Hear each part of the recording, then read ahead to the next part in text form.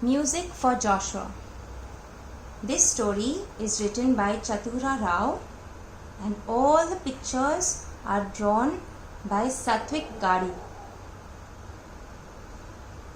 Look at the musical notes and see which instrument they are coming from. Can you guess?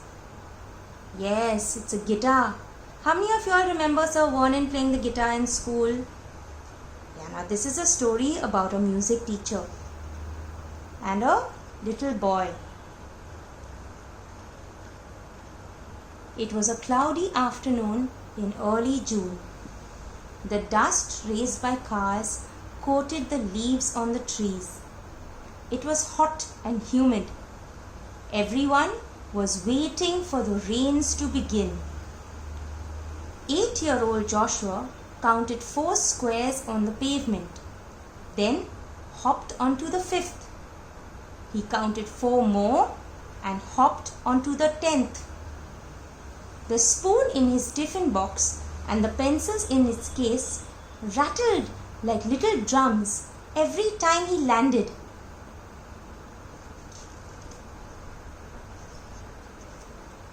"Hey Josh, were you picked for the school band?"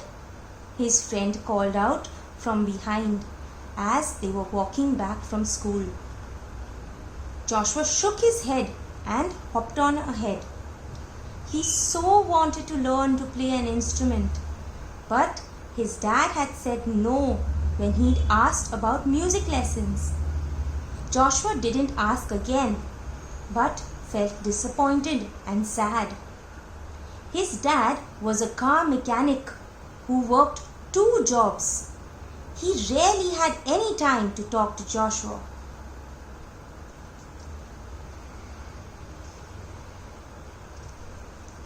"Hi Mama, hello Sharon," Joshua called at the front door. He dropped his bag and darted inside. Mama was jogging baby Sharon in her arms, who was crying loudly. Joshua hugged his mother around the waist. He made weird faces at Sharon. He turned cartwheels to the left and to the right in the tiny living room. This usually made Sharon laugh, but now she just would not stop. "Sharon seems to have a fever," Mummy said when the baby had finally fallen asleep, her cheeks red and sticky from the tears she'd cried. "Will you go down to the store and get some medicine?" She gave Joshua 3 10-rupee notes, which he folded carefully and put into his shorts pocket and leapt down the stairs.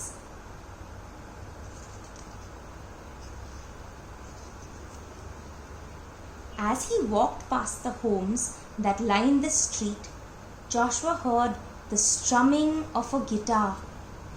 He stood still. Then he turned and walked in its direction. Joshua peeped through an open window into the living room of a ground floor flat. He saw a bald, bespectacled man playing a guitar. A little girl followed him on her smaller one. "Play E minor like this, then switch to C major," the teacher instructed. The girl yawned and played them wrong. Joshua watched the teacher play the chords again. The girl's mother, who bought a tray of glasses of lemon juice, noticed Joshua at the window and frowned. Joshua ducked down the corridor.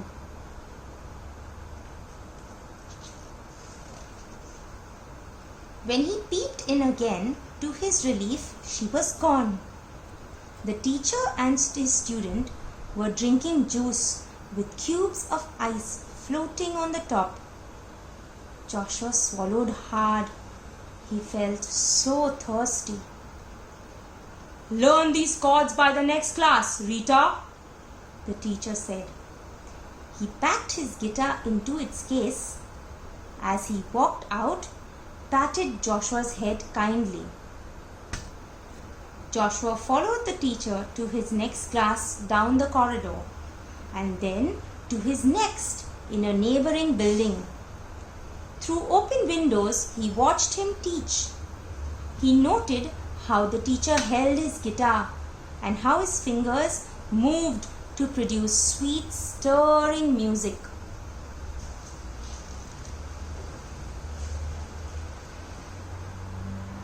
At the fourth class, the man suddenly called out to Joshua standing by the door. "You, come in!" Joshua stepped uncertainly, fearfully into the room. "Why are you following me?" "I want to learn how to play," Joshua stammered. "Well, make yourself useful. Do you know the song we're practicing?" Joshua nodded. It was Tuza Mog, an old Konkani song that his mothers sometimes sang. He took his place nervously next to a teenage student whose name was Naveen. At the teacher's signal, Naveen played the chords and Joshua sang a line. The teacher raised his eyebrows. "Well done, boy! You knew exactly which line to sing to those chords."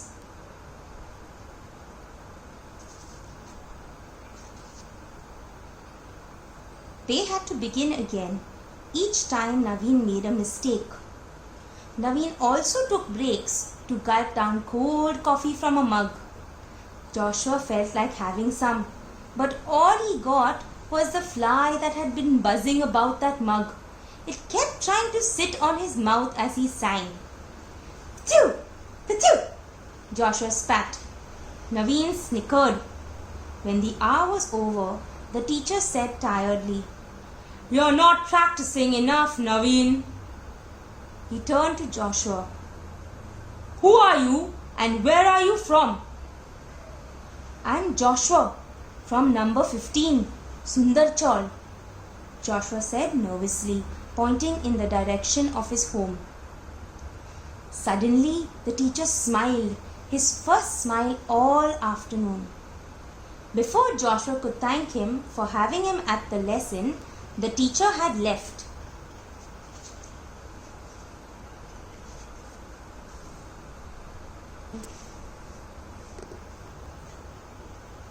"So, you don't have money to pay for classes?" Naveen smirked, raising an eyebrow. Joshua absent-mindedly put his hand into his shorts pocket and drew out the 3 notes his mother had given him. "Just $30? Naveen burst out laughing. He struck roughly at the strings of his guitar and made an ugly crashing sound. Joshua looked down at the notes clutched in his hand and remembered his little sister at home. His mother would be worried. He'd been gone for hours, and perhaps Sharon was terribly sick by now without the medicine to make her well. Joshua darted out of Naveen's flat and ran to the medical store. He bought the syrup for Sharon and ran all the way back. But when he reached Sundarchal, he climbed the stairs very slowly, both sorry and anxious about being gone for so long.